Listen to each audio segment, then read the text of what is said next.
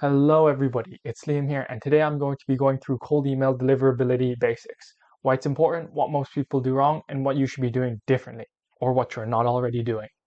20 to 30% of emails never reach the inbox. That means you're missing out on a quarter of your list if you mess up.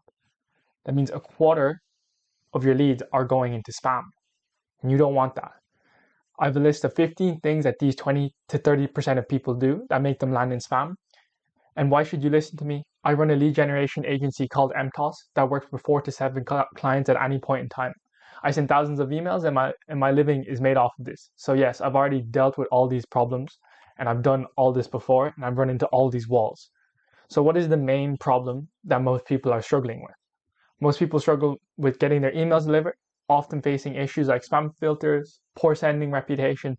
Basically, Google and Microsoft dislike cold emails, even though we make them like a ton of money. And it's crazy how much money we make them. Like I've talked to some people. I know Nick Abraham and what's his other another there was this other guy and it was so funny, right? They put up a post and they had 15,000 inboxes. Like just think about that.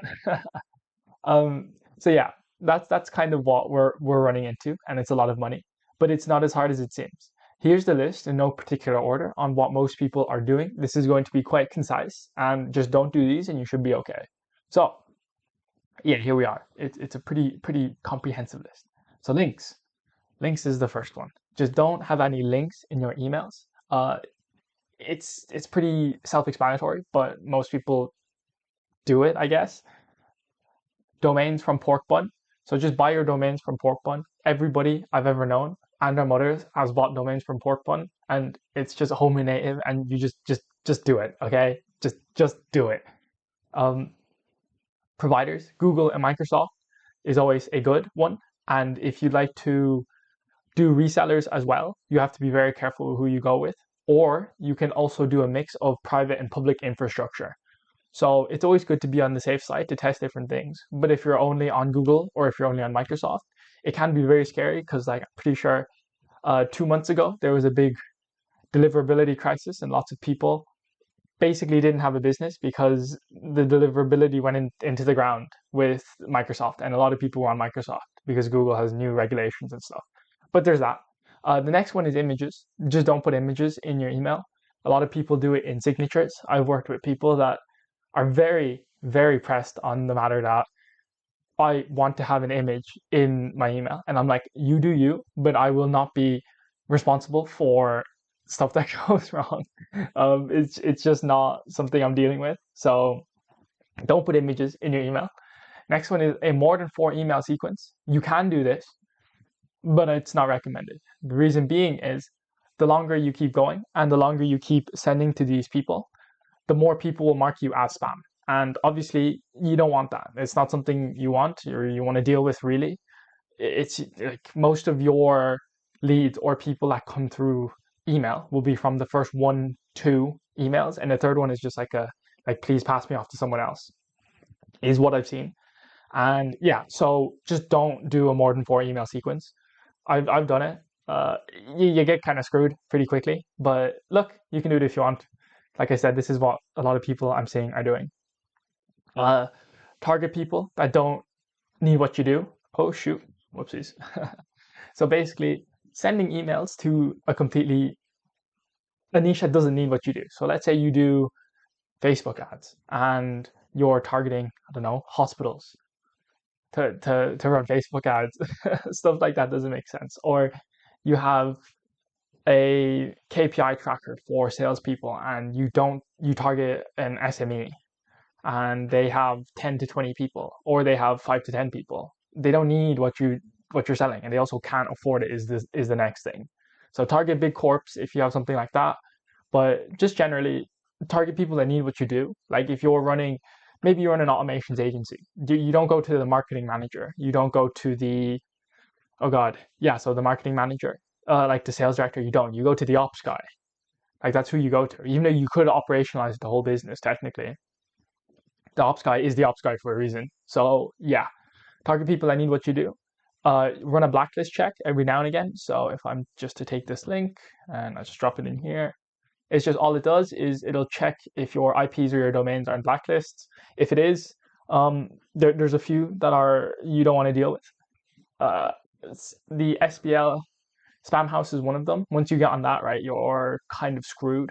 There's a few that, like, if you get on it, you're okay. Like, you can get off it after some time, but most of them you're on it, or not most, some of them you're on it for some time, and some you're not. Have a higher than 3% bounce rate. If you run leads from Apollo, if you run leads from ListKit, if you run leads from, oh god, I could name plethora and just keep going. But if you get leads from any particular database that you haven't even scraped yourself, you have to put them through an email verifier, or else you're getting screwed, basically. Because most of those emails aren't valid still, and they can't check 500 million emails every single day because, well, the operational overload would just absolutely destroy their business. So once you get any sort of emails from any database, you want to validate them. And if you have a 3% bounce rate, which I had a campaign recently where I think the bounce rate was 3.5 to 4%. And I paused it so fast. It was after a couple hours, and I was like, something is up. So the validator I was using, I will probably go back and check the scorecard on that. But that's that. So just don't have a higher than 3% bounce rate. Ideally 2, even less than 2 would be nice. Oh yeah, so people don't warm up domains. Oh, goddamn.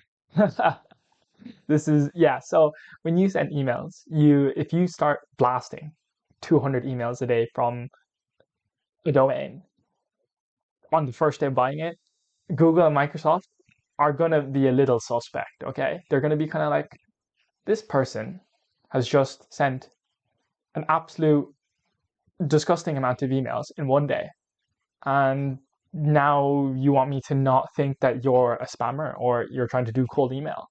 So what you have to do is you have to slowly rank it up from 1 to whatever, right? So it's usually 2 weeks, and what I do is I do first 5 days is one increment. So by the end of the 5th day, you're on 1, or sorry, you're on 5. And then after the 5th day, I'll rank it up to 2. So it'll be a 2 increment per day. And I do this all the way up till 25.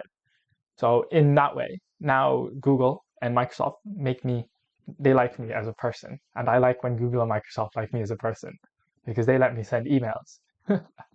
The next one is spam words and spam checkers. So if I'm just going to click this link, for some reason the other one didn't have it. But when you put an email into here, as you can see, you get lots of different, words that are flagged as finance, guaranteed, 5% ROI.